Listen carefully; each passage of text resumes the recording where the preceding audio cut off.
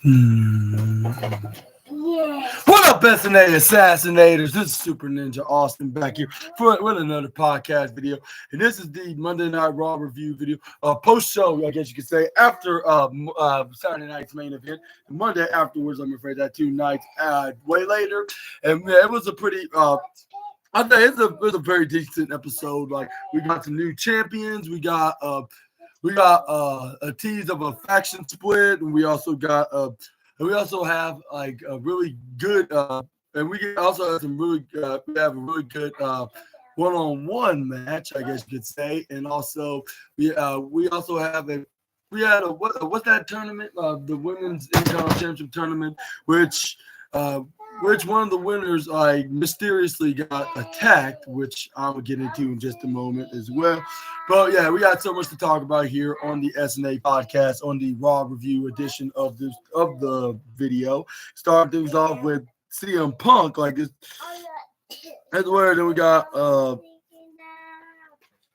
That's where then he came out here to address one thing and one person, I should say. And oh yeah, and I also want to tell you, we got another match that was announced for the Raw on the Netflix debut show, which I'm gonna get into in just a moment. So we got 2 matches that we're probably gonna be talking about in the wrestling news.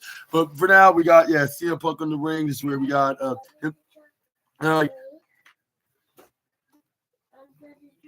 this is where then he started poking fun on the man that was wearing a New York jersey before he discussed like one wrestler. And he discussed one man like in particular in the Raw brand is where he didn't make fun of him by saying, yeah.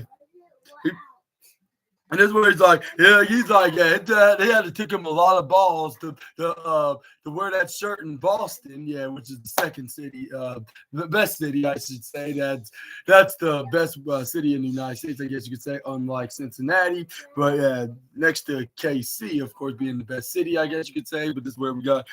This is where he's like, you don't wear any. This is CM Punk said that you do not wear anything New York and Boston, which that's true because they've been bitter rival cities for many years, if not decades. Of course, but this where it's like what. This where he started hyping the Boston crowd by saying, "What would be a better place to?" And this because like he wears some CM Punk like boots. Does not mean he's CM Punk, and I'm like, yeah, that's true. Even if he looks exactly like you, Punk, like. He still couldn't beat you, even if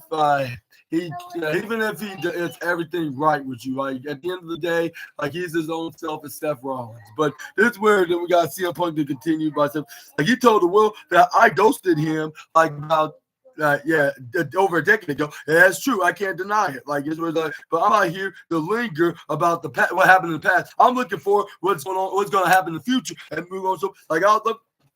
And it was like, as much as I would not like to say it's not you, I mean, as much as I like to say it's not you, let me rephrase that, but that's not the case. Like, well, we're a bit of a collision, so that's, you're probably one of those things in the future. Like, and he's painting I'm not sure this questionable picture about me being the bad guy here. Like, so, but I'm gonna have to admit that I am a bad guy. Like in Boston, like show your hands up in the air. Like, have you ever been the bad guy in your life? And this is where the fans, like half of them would raise their hands up. And if I was there, I probably would raise my hand up in the jiffy because, sometimes I could be a little mischief on the SNA podcast. But this is where CM Punk continues there's no such thing as a bad student. Like there's some bad teachers, because it's not the student's fault, it's the teacher not doing his job, teaching the student as they should. And this was and I'm an exception of being a horrible teacher because I had an opportunity to mentor a young 16-year-old Rollins. He came to see me and then asked me to please train him. I'm an absolute idiot, and I regret not training him. But how about you come out here and I'll finally teach, even though you're a late 30s Rollins, but I guess better late than never. And I'll give you a lesson that you've been trying to get for the last 22 years for free. And then this is where then fans you really gonna do that? This is where then CM Punk if he could come out here soon, this is where fans. That's where then fans are chanting for Punk, like it's where he's like, no, we're getting there, like, but he's like, this was like, and it was like in like, but if you want me to fill in some shoes, like, but let me tell you, the last guy like who did that like was Drew McIntyre that had grievance and tried to take me out. He's like, I'm gonna ask you this question, Seth. Like, are you tougher than Drew McIntyre? Question, which the fans are like, that's a very good question. This is where the CM Punk was like he's like, you think you might be stronger than Drew McIntyre, like because your track record of you beating them like half the times is where it's like, but me and Boston, both me and both Boston and I like don't think so. Like yeah, like there's one thing I know, like the only thing I know of a shadow of a doubt, like there's not enough staple in the world to put you back together when I'm done with you, Rollins. And this is where fans like, oh, like this is just getting more and more closer, and it really is. I'll say maybe more closer than how I think about it, because I thought this was probably, I thought this was probably gonna be until this showdown is probably not going to be happening until later in the year of 2024. Not too later, but still in early, but in the final round in the early year of next year. This is where CM Punk was like, that's where it's like, oh, like that's not gonna bring you out here, Rollins. Like, okay, Seth, like I'm trying my last method, and that is the exact same one that always pisses you off when you hear these fans chanting it. This is where fans start chanting what normally pisses off Seth Rollins, which is CM Punk's name himself, like CM Punk, until like half a dozen chance later. This is where we finally heard Seth Rollins' voice, which he thought was either going to show up on the stage or even on the Titantron, but no, like he was in a place where he would normally enter the ring at, like with his former Shield brothers, and that was in the audience. And that's where he started chanting like if he was that exact same 16-year-old Rollins back from like 22 years ago, if I'm counting it, because Seth Rollins is like in math, like he's 38 years old. So yeah, when he was 16, that was like all the way back in 02. MG, I wonder who's born in that year. But anyways, this is where we got Seth Rollins like CM Punk in a mockery voice, where he raised up the microphone to have everybody chanting with him. This is where he's like, yeah, I'm like, wow, like I'll be I'm impressed right now, because I would never thought he would go that far to cheer him. Like this was like, and this was like, he was like, man, I thought that if it came out here, I thought as the people see you, like it might give me a new perspective, Punk. It made me feel different on who the hell you are. Like, so let me, if you don't mind, let me look at how hard look at you. Let me see. And this way he squint at him, like get a closer look. He was like, even from this part of the stage, like I just can't, like no, like you're like even around here, nothing different. You're just more than you're more nothing than an a-hole. And this is where they muted it out when he said that. And this is stuff I was but like 10 years ago, like you left and you thought this was gonna be crumbling without you, but no, like I was here. I put this pro company in my back, and I shoot it up right on the tippity top, back at the tippity top.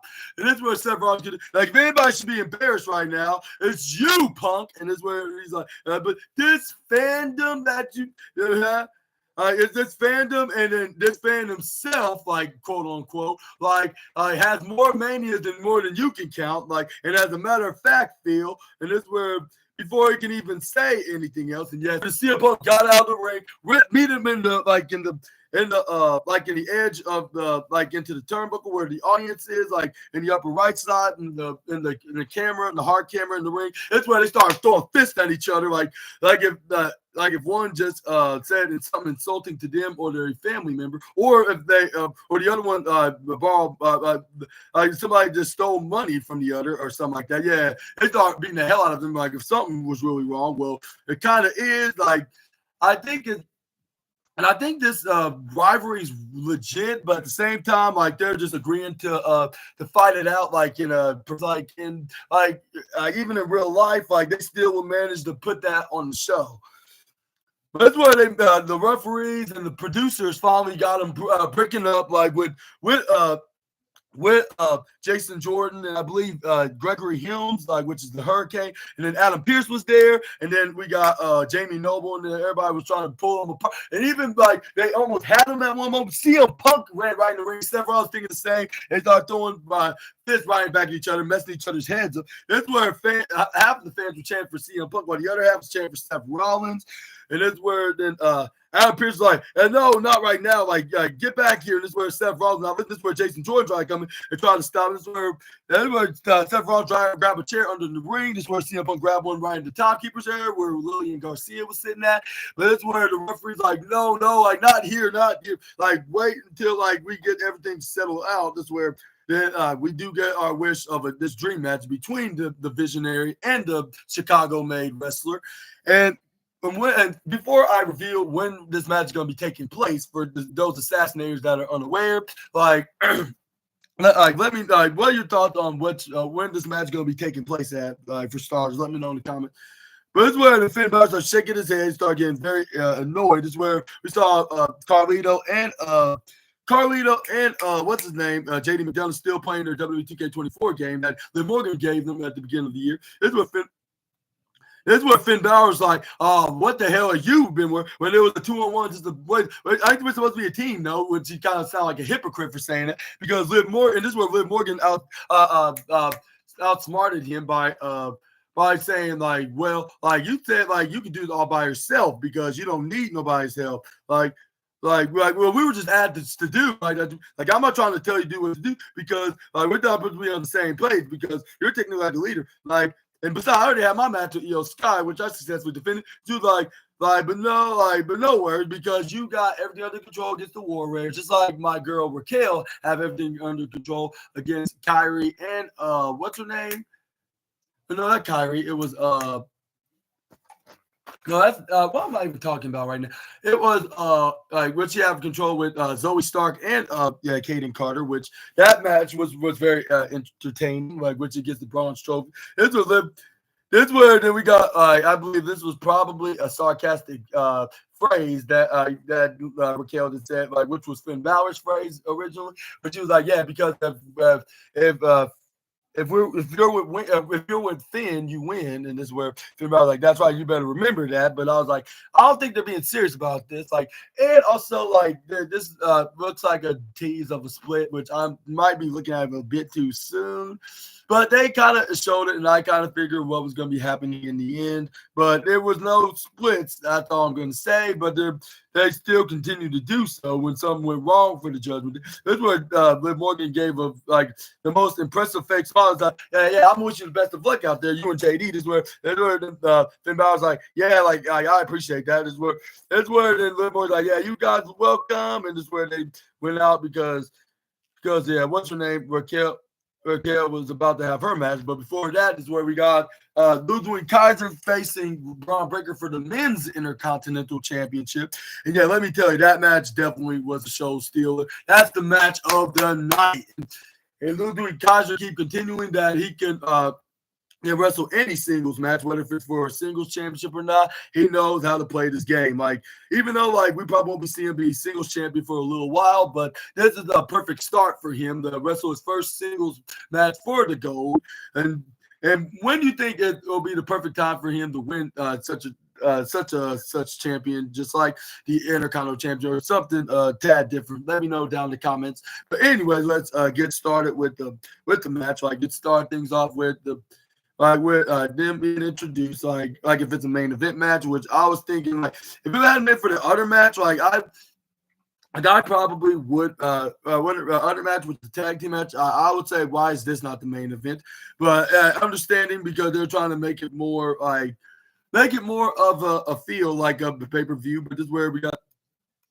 But that's where we got Adam Pearce went right. Adam Pearce chased after Seth Rollins, saying like what was that all about? This is where it's like it was like Like that's not how we work things around here. This is where Seth Rollins yeah, but like somebody had to put Punk in his place. This is where and then Adam Pearce like, well, like if you guys wouldn't stop, would stop by trying to pull y'all's eyeballs out from each other, like and just listen to me for just a sec or at least 10 minutes, like maybe get something done for you instead of like stop and get away and let me do my damn job. And this is where Seth Rollins like, yeah, do your job. Actually, do. I was cheering for because he's been doing some very intriguing stuff with the bloodline, the original blood, at least on the Raw side with Sammy and Jay, and they're probably gonna eventually go after like Jimmy Uso, and then maybe even like Solo Sikoa and Roman Reigns. But that's probably gonna be a venture like after WrestleMania between the guy that cost him the undisputed WWE Championship, while the guy that he tried to beat the undisputed championship like would probably be up next after him. But this is where we got Drew McIntyre's like, hey, I got you just need.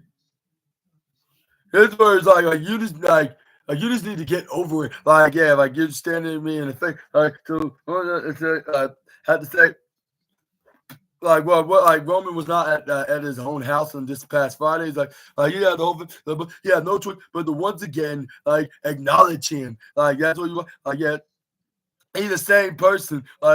Everybody, this is where it got Drew McIntyre trying to get into Seth Rollins' head by saying yeah, you and I both know that Roman Reigns have not changed, and he's still that evil, narcissistic psychopath that wants to take over WWE. He's like, and it's like, and again. And this was like we need to put a stop to this, and that includes guys that decide to reunite with Roman, like and that includes Jimmy, Jay, and Sammy, like all three put together. We need to take them one by. This was Seth Rollins like, like I see what you're doing. Like as much as I agree with you on Roman, like, but I think it's like, yeah, you're thinking we're friends here. Like, I took Roman out of power already back 8 months ago. Like, and I helped Cody Rhodes manage to do so. And like, guess who else helped us out? Like, it was Jay, Sam. Like, guess who was by my side when we did that? Like, it was Jay, it was Sammy. And again, this is where I was like, yeah, like you got all of them right except for The Undertaker and John Cena. Don't forget the legends, like they were there as well to help fight off the final boss in the Enforcer. But yeah, this is where and this was like, yeah, those are two of my best friends. But you and me, we're not best friends. Like we're not best friends. Like because like it becomes friends are not just have the same interests, but also friendship like are the forms of respect. Like I respect both Jay and Sammy. Like, but the one person I don't respect like much as Roman. And that is you, Drew. Like, well, like not as much as Roman, but if you don't mind, like I gotta do something like you couldn't do, and that is ending CM Punk. And I was like, this is the best line from Seth Rollins. This is why he's one of the best talkers in all the professional wrestling. Like he knows to tell a story even when he's not fighting. Like he just uses words to say what exactly going to do. And 9 times out of 10, he also follows up with those words. So who knows? Maybe he could take, or at least he'll think he'd take out Punk. Well, that's what Drew McIntyre thought back at SummerSlam. That ends up not happening. But it's where we got the match. Like after that little segment, it's where Braun Breaker then fought what's his name? Ludwig Kaiser with I believe Breaker was mauling was the Kaiser with him ducking out of a clothesline, hits the clothesline of his own run from the left side. It's where he's like like he was about to hit his finishing maneuver, the spear, but he then continued to just obliterate him. This is where we went to the most powerful force in all of professional wrestling, the commercial break. And yet, once we got off the advert, I believe Ludwig Kaiser was in the driver's seat. Well, maybe for just at the moment until he got thrown right to the right corner side. He gets cross-body clothesline by Braun Breaker, and they both landed right on the announce table with them going right behind it. I was like, I'm surprised the whole table didn't explode from that big dive by the current Intercontinental Champion. This is where then we got Braun, Braun and Kaiser was slowly, steady getting back up. This is where Braun managed to throw Kaiser back in the ring. This is where we got Braun Breaker's like, like my arm is in so much pain, but this is where, or his left arm actually, this is where Braun Breaker did can't smoke because he cares about that. Now he wants to get the get the W and make another example out of the victims. Is where we got Ludwig Kaiser go for a wrist lock, slams him shoulder first right onto the canvas. Is where he tried to go for the arm. Is where he starts stomping onto it, like right onto the bicep of the arm. Is where he started repeatedly hitting it right and right like about three, if not four straight times, where he didn't go for that bad arm, start bending it, and right to the ropes. This where the referee spot is like, "Hey, you cannot put him on the ropes." Like yeah, that's this match includes rope breaks. Where it's like you better stop, or else like five by the count of five, and this where he's go 1, 2, 3. He's like go, but it's where he wrist locked that exact same arm, slamming his shoulder first. I'm like, like I don't tell me it's gonna be an upset, but then again, it seemed like Braun Breaker's not hurry up and gonna lose the title. Probably not until like WrestleMania, at least, when he probably dropped the title to someone like Sheamus, which I think that should be the Celtic Warriors moment with him finally becoming Intercontinental Champion and finally being like his wrestling best friend. Wasn't it the Rated R Superstar, which I cannot mention much because he went over to the other company. This is where we got Ludwig Kaiser going for arm twist, wrist lock. This is where he bends it right back, hits arm first right onto the canvas. This is where we got Ludwig Kaiser grabbing onto the arm, start bending it sideways, try to go for a hammerlock. Referee's like, all right, let go. Like 1, 2, 3, 4. Kaiser made to let go, but this is where he fell right into the ground in the turnbuckle. This is where we got the next powerful force of all professional wrestling came on. That was a commercial break. But once they got off the advert, Kaiser was still in the offensive lead, like with him, like going for arm drags and snapmares until once he got done with the next snapmare, he gets Braun Breaker managed to get right back up and hit some right hands to the head onto Kaiser. This is where he tried to go for a clothesline. This is where he got an arm bar slam by Kaiser. Kaiser tried to go for a pin. This is where he kicked out 2.7 or maybe 2.8. This is where Kaiser go for what they call arm bar trap, like whatever the maneuvers are, bending Breaker's bad. This is where then Braun Breaker tried to make a huge comeback and some punches, but this is where we got Gunther made Gunther like 1.3 inches proud of him by hitting the knife edge chop, with him being a proud papa, which even though we know that he's obviously not his father, but it's where he went right to the left side. This is where he ended up getting hit with a knee strike by Breaker. This is where he fell right down into the middle of the ring. And Breaker, he got to go for clotheslines right onto Kaiser. This is where he ducked out of clothesline, double clotheslines from Kaiser. This way right and then left, and then this where then he ducks again. This way went to the right side of the back elbow, like if he's Angelo Dawkins. This is where then he picks up Kaiser, goes up right in the top rope. This is where he does the full double hand salute to try to go hit the Frankensteiner. This is where first like he was getting punched like right in the face, left, right, left. This is where this is where we got Kaiser pushing him, but this is where we got not Kaiser. But anyways, this is where we got Braun Breaker go for a full hand to the head. Is your little Pokemon cards? Yeah. Yay. That's where we get the Hurricane Rana from Braun Breaker to try to go for a cover. That's where Kaiser kicks out at 2.6, if I'm mistaken. This is where we got Braun Breaker going to Ludwig and try to go for the spear, like with fans start barking, like with him or Braun Breaker being the baby face in the storyline. This is where Ludwig kind of picks him up, hits him with his version of the Dream Valley Driver, but this is where it ends up getting the kick out at 2.3, if I'm mistaken. This is where he started going for that arm lock like maneuver that twisted his arm up like right above his shoulder, but Braun Breaker somehow like throws him right to the upper right corner side, runs to the left side, tries to spear him, but this is where Kaiser moves out of the way. It's where he hits shoulder first, taking the damage right onto the middle Tina, like in the upper right side. This is where then he gets kicked right out of the ring by Ludwig Kaiser. Ludwig Kaiser was about to get out there, but it's where referees like, no, like give him some space for a few seconds. It's where Luther kind of like, yeah, like, you know what, you're right. And that's where then he had an idea. That's where he tried to go for that run around full speed basement missile middle drop kick. But it's where before he can even attempt to go for the move, it's where he realized that no one was home. It's where like where did he win? It's where Braun Breaker came out of nowhere. It's a flying shoulder block, which he did sideways because his shoulder and biceps was messing with him because Kaiser was messing it up like in the ring. This is where fans started barking like they were doing when they thought Braun Breaker would go for a spear the first time. This is where we got.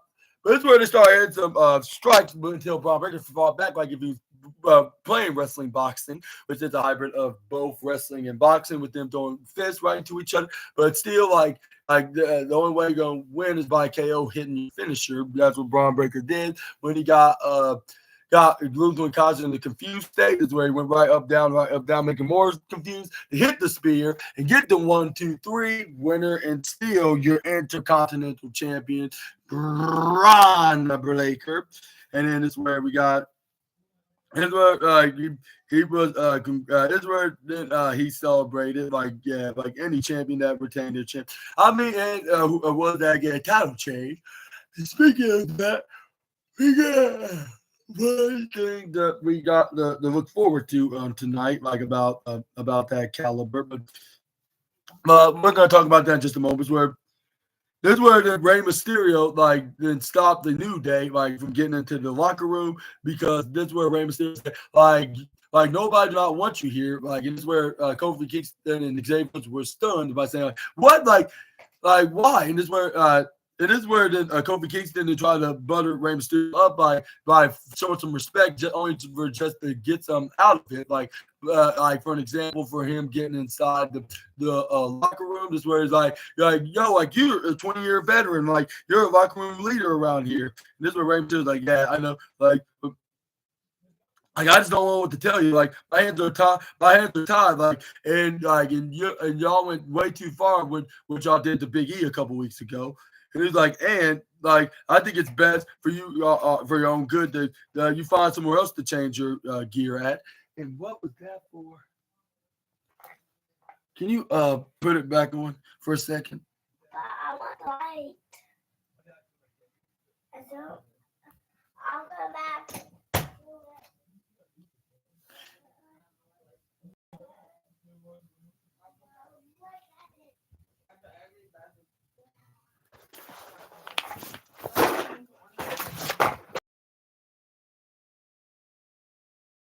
Anyways, it's where they walk out. That's a good locker room to change their into their gear. But I'm not sure why would they change. Well, I would because since that I believe there's gonna be a double tapings on tonight's episode of Raw, so I guess that makes sense. But let's move on to the next slide. But what are your thoughts onto this this heel turn by the New Day, with everybody not liking him to the point that they kicked out of the locker room? It sounds very similar to that time in the story where The Miz got kicked out of a locker room. I'm not sure if I should mention this particular wrestler by name, because WWE won't mention him for I'd say the inside crimes that he done and committed, which I'm not gonna get into. But let's move on. Let's talk about. That's where we got a little bit of a recap of Kevin Owens and Cody Rhodes, fighting this past Saturday. This is where they showed even what happened after the show. We wasn't aired on NBC. I'm not sure on Peacock what was the case, but yeah, this is where we got Kevin Owens attacks him and hits him with a what's that, a stunner, whatever it was, not stunner, it was a pile driver. I meant to say something similar to what he did to Randy Orton about a few weeks ago, back in November, was it? When Cody Rhodes after he celebrated with him holding up the Wing Eagle championship, like how like how Dusty Rhodes did back in the late '70s when he beat Ric Flair for that exact same title, but it was like the more older school. But this one they showed. Cody Rhodes at Long Island, like shouting him. And it seemed like Cody Rhodes and another wrestler that's in the other company that he practically created, like would say, like when they're in the city, like it's up in their own custom way, like let's say they're a champion too, but it's the opposite version of the championship he was over in that company, which I'm not going to get into at the moment. But anyways, where we got Kevin Owens, then they showed him hit that sit-out package pile driver, a move that he probably haven't used since his NXT days. This is where then he got pulled out on the stretcher because he when kayfabe was out cold and must have suffered some kind of a neck injury, which I'm not sure what exactly. I never got the results from WWE side of the pond. But until then, I'm going to be wishing Cody Rhodes a speedy recovery. But I'll say that's only if he's really suffering an injury. But if it's all kayfabe about the injury part, like I would say, I'll say it's good to hear that it's not really hurt. But anyway, that's where we got a vignette of the Viking Raiders, like with them sending a message to the JD McDonough and Finn Balor, like not only they're gonna beat them this time, but they're gonna get some justice and revenge onto them, like from the last stunt they pulled, like the last time they had a tag team that they defended. And that's where then they were saying like they were so close, like and the last thing they were on their minds was gonna be taking defeat for an answer. And not walking out of the building as tag team champions, but now like that's all turned around, and everything is different than before, like because we are going to be prepared this time. Like we're gonna y'all just describe the unbearable and guilt, He's like, and this is where the Ivar's like, no one's not gonna tell you what's wrong. I'm sitting in a hospital bed for a whole year with a nerve pain, and their arms and legs won't be those pain and those in my limbs won't basically go away. And it's like, what about my brother in the neck? And you thought that would go away, but it didn't slow us down from getting back in the ring. I'm saying that he got himself right back up and started walking away and walking out of the hospital twice, and then. And it's where then Eric said, like, finally I got to hold my newborn son, without having neck issues. And this is where this is where the Viking Raiders was like, the War Raiders was like, the Judgment Day gonna keep trying to cheating out of our chances of winning our tag titles, but we are stronger than ever. Like in every match, will be our last, and our destiny is now. And this is where Eric said, like, my sons have to know what